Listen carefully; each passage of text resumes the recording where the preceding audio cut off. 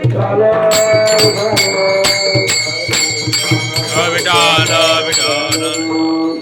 सर्वांनी प्रेमाने वर हात करा, करा वर हात आणि सरळ करा बर का. वाकडं केलं की असंच वर जातंय.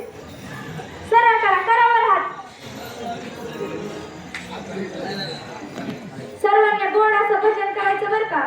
विठोबा